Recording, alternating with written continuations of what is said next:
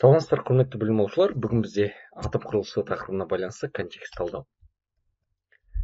Жалпы мынау атом құрылысы жайлы видеоны паузаға қойып оқып алсаңыздар болады, ал біз бірден сұрақтарға көшейік.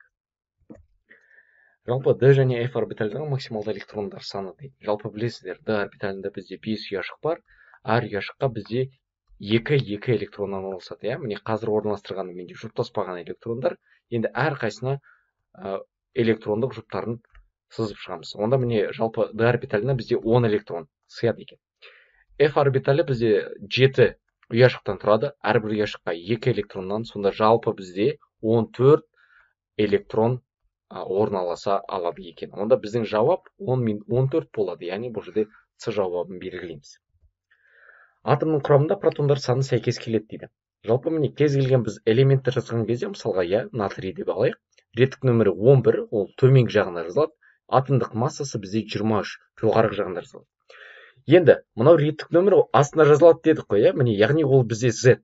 Z реттік нөмірді көрсетеді, протонның санын көрсетеді, ядро зарядын және осы элементтегі электрон санын көрсетеді екен. Яғни бұл жерде протондар саны әрине реттік нөміріне немесе реттік санына сәйкес келеді екен. Сондықтан осы А жауабын белгілейміз. Атом радиусы бұл жаққа ешқандай қатысы жоқ. Атомдық массасы, міне жалпы формасын көріп тұрсыздар, ол жалпы нейтрондар мен протондар сандарының қосындысына тең екен бізде атомдық масса. Топтың нөміріне бізде тек қана валенттілік электрондар тең, мысалға ең соңғы деңгейдегі электрондар саны, мысалға 4 болатын болса, демек бұл бізде 4-ші топта орналасқан деген сөз. Және келесі период нөмірі, ол бізде мысалға мына жақта бізде қазір 3 деңгей бар. Демек 3 деңгей болса, онда ол 3-ші периодтағы элемент деген сөз. Енді мысал ретінде алып жатырмыз. Кеттік ары қарай. Атомдағы энергетикалық деңгейлерде электрондардың орналасуы 2, 8, 18, 2 болған элементтің 25 грамм жоғары оксидін дейді. Кәне, осы жерден тоқтай тұрайық. Яғни бұл жақта бізде жалпы қанша электрон бар? Бірінші соны санап шығайық. 2, 8, 18, 2, яғни жалпы 30 электрон бар екен. Ал электрон саны элементте бізде реттік нөміріне тең. Демек 30-шы элемент бізде мырыш. Солай емес па? Енді бізге айтады, осының 25 грамм жоғары оксидін дейді. Бірден зат мөлшерін есептейік. Яғни мырыш оксидінің бізде зат мөлшері, яғни осы 25-ті бөлеміз, малярлық массасы бізде 81-ге тең. Соған бөлейік кеттік. Нақты сан шыққан жоқ, сондықтан үтірден кейін біз 4 сан алайық, 0,3086 моль. Жақсы, енді реакция жазайық онда. Мырыш оксидін көміртекпен тотықтырғанда дейді. Онда көміртек қосқан екен. Сол кезде бізде мырыш өзі және көміртек моноксиді түседі. Яғни иіс газы, міне өздері де бұл жақта айтқан. Енді зат мөлшерін жазайық. Мырыш оксидінікі бізде 0,3086 болса, онда иіс газдыңкі де тура сондай болады. Неге? Себебі алдындағы коэффициенттер бірдей. Енді бұны жуықтайтын болсақ, жуық шамамен бұл бізде әрине 0,0309 мольге тең екен. Онда С жауабын белгілейміз. Келесі. Атомдағы электрондардың энергетикалық деңгейлерінде 2, 8, 2 орналасуына қарай элементтің химиялық қасиетіне болжам дейді. Енді біз барлығын қосып шығайық. Сонда бізде 20 шығады, яғни 20 электроны бар.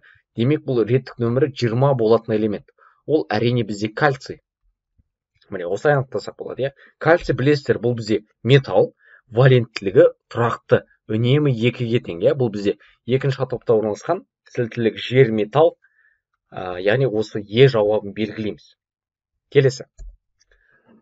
Элемент оғыш жоғары оксидін түзетін элемент, оның сутекпен ұшқыш қосылысындағы сутектің массалық үлесі 5,88 дейді.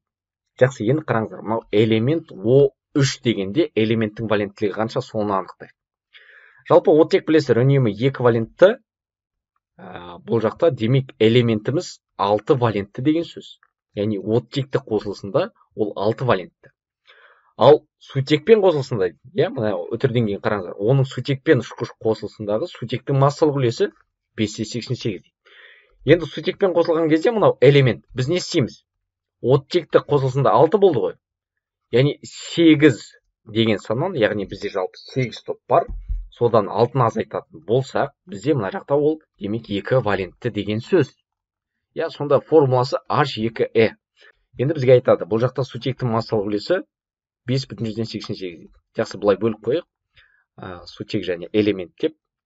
сутегіміздің проценті бізде 5,88. Онда элементтік анықтау үшін әрине 100-ден азайтамыз, иә?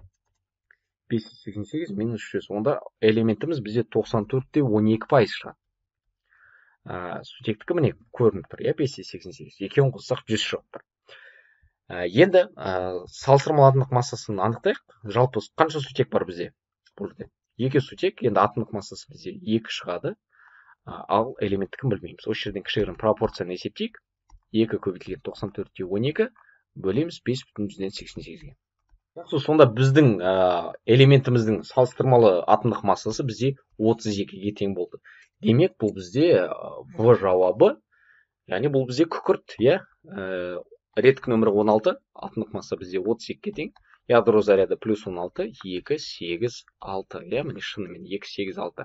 6 мына соңғы деңгейдегі бізде ол 6-шы топты көрсетеді, яғни 6-шы А топта орналасқан.